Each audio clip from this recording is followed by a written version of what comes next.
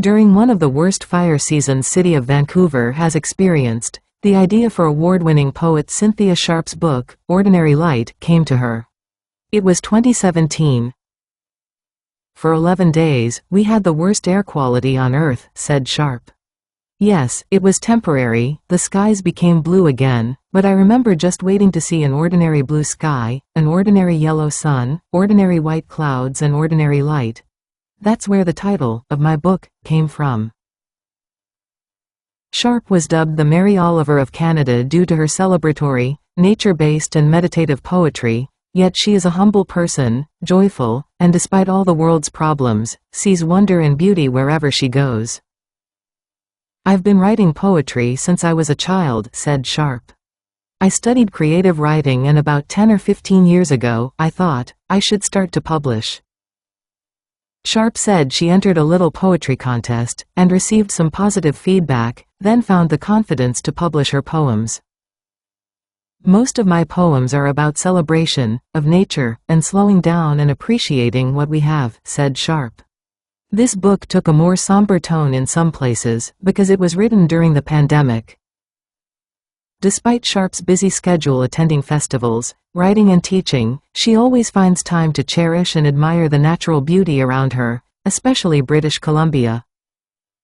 I think, how sacred the rain clouds are up in that sky today, and how blue the sky is, said Sharp.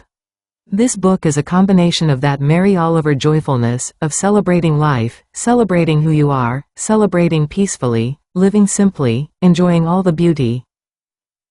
At the same time, let's protect this place, said Sharp. Her poetry weaves snapshots of a moment in a garden, our place as individuals in a larger world and moments with her grandmother. I got to slow down during the COVID-19 pandemic, of course, because we were all forced to slow down, said Sharp. I would walk every day for longer than usual, I could amble around, and I could look at the mushrooms, look at the maple leaves, I could look at the sunflowers one of my neighbors planted.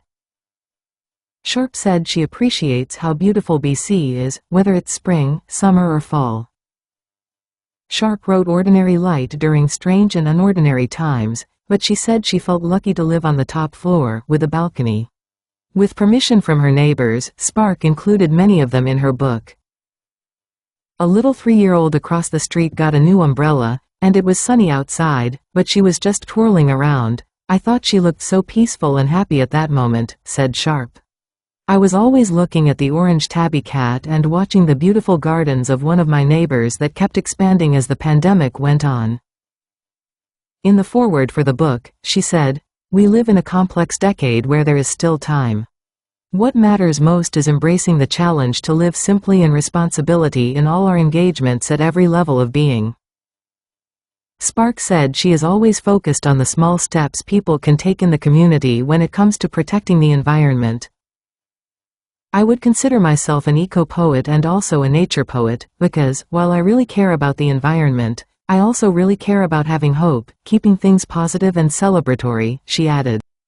After her visit to the Cothet region, she is traveling to Yukon.